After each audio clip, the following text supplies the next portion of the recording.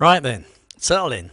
I have been living in Isaan full time for going on 12 years now. 12 years of rice fields, 40-degree heat, and an exhaustible supply of sticky rice that I have never quite learned to eat gracefully. Now, in all that time, I have lived in Thailand, whether it was in Bangkok, Chonburi, or Phuket. If there is one phrase, one single collection of words that has simultaneously baffled me, annoyed me, charmed me, and eventually, reluctantly, made me rather fond of this place, it is this: same, but different. You have seen it on the t-shirts sold by the thousands on Khao San Road to gap year backpackers who think it is just a funny bit of Tinglish, a cute souvenir, something to wear to brunch back in Bristol. However, I am telling you right now, those people are wrong. Spectacularly, embarrassingly wrong. Because same but different is not a joke. It is not a translation error. It is, and I say this with the full weight of a grumpy old Englishman who has had far too long to think about it, one of the most quietly profound philosophical concepts I have ever encountered. Now, today we are going to crack it open. Let me paint you a picture. You are in a market, could be Ubin, it could be Chiang Mai, does not matter. You pick up a mango, beautiful thing, golden, fragrant. You hold it up and ask, is this the same as the one I had yesterday? The vendor smiles, that magnificent, infuriating, serene Thai smile, and says, same, but different. Now, in England, that response would earn you a look, probably a stern letter. It is a contradiction, is it not? It is either the same or it is different. We are binary people. Yes or no, right or wrong, in or out, and God knows we have had enough trouble with that one recently. However, here, the answer is precise. It is accurate. It is almost poetic. The mango is from the same orchard, the same variety, the same season, but it is a different fruit, a different day, a subtly different ripeness. The vendor is not being evasive, they are being exact. It is just that their exactness operates on a different frequency than ours. Besides, once you tune into that frequency, everything changes. Nevertheless, here is where it gets interesting. Same, but different is not just market patter.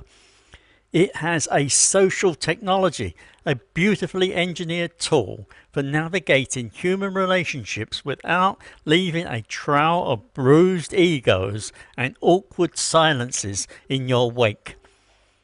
Take the concept of kunjai, which roughly translates as a sort of deep, instinctive consideration for others' feelings.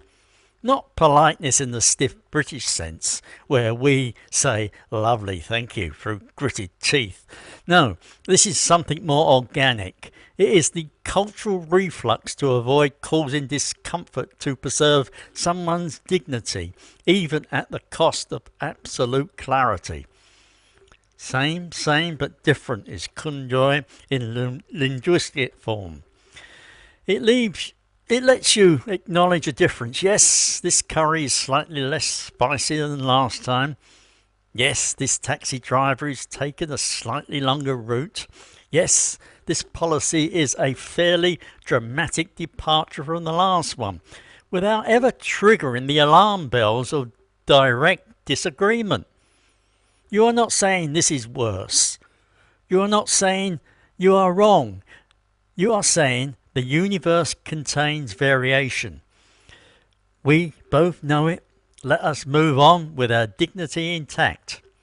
Honestly, after a lifetime of British passive aggression, I found it rather refreshing. However, wait, because you might be thinking, so it is just a polite lie. No, Absolutely not. And this is the bit people miss. Buddhism, which saturates Thai culture like monsoon rain saturates my living room ceiling every June, has at its heart the concept of anicca, impermanence. Nothing is fixed. Nothing is permanent. The river you stepped in yesterday is not the river you step in today. The mango is not the same mango. You are not quite the same person who started watching this video. Same, but different is not avoiding the truth. It is the truth, a Buddhist truth, expressed with remarkable economy of language. Things share essence and category while simultaneously existing in a state of constant gentle flux. To insist on rigid sameness or rigid difference is, from this perspective, a kind of intellectual stubbornness, a refusal to accept reality as it actually is. When my neighbours tell me that Thai food in 2026 is same but different from 20 years ago, they are not being vague. They are describing a sophisticated continuity, the soul of the cuisine intact, the ingredients and techniques subtly involved, global influences quietly absorbed without fanfare. That is not a contradiction. That is wisdom. Now, let us talk politics, because why not make things interesting? Thailand's recent years have been eventful.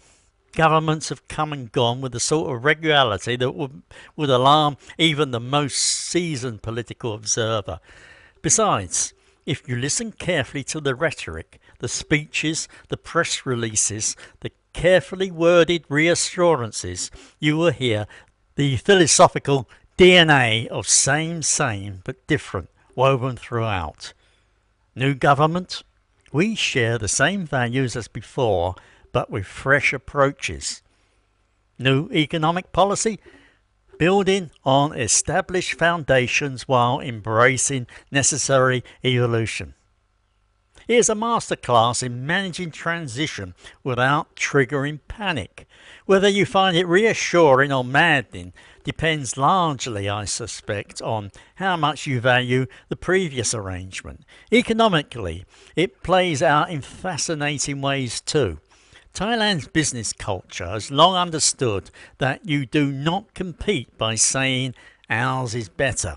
You compete by offering something subtly distinct while maintaining the reassurance of familiarity. In 2026, as the Thai economy continues its push toward manufacturing, tourism recovery and the digital economy, you see it constantly. Same brand heritage, different product line. Same family recipe, premium tier available. Same destination, upgraded experience. It is not deception. It is nuance as a business strategy. So, where does this leave us? 12 years in Isaan, over 45 years in Thailand, and I will admit something that pains me slightly to say aloud. I have started thinking this way myself. Not always, I'm still English. I still believe in queuing and proper tea and saying exactly what you mean, even when what you mean is deeply unwelcome. Old habits. Nevertheless, I have learned to hear same but different, not as confusion, but as an invitation. An invitation to slow down, to resist the urge to file everything neatly into boxes, to accept that two things can share a category while existing in their own distinct reality. That agreement and disagreement are not always opposites. That change and continuity can walk hand in hand without contradiction. It took me the better part of a decade and an embarrassing number of mango-related misunderstandings. Nevertheless, here is my honest conclusion, delivered with all the grumpy authority I can muster. Same but different is not Thailand's way of being vague. It is Thailand's way of being precise about precision of acknowledging that the world is more complex, more fluid, more beautifully ambiguous than our neat binary categories allow for. Besides, if you can make peace with that, truly make peace with it, not just slap it on a t-shirt, you will understand this place in a way that 1,000 guidebooks cannot deliver. Right then, that is quite enough philosophy for one afternoon.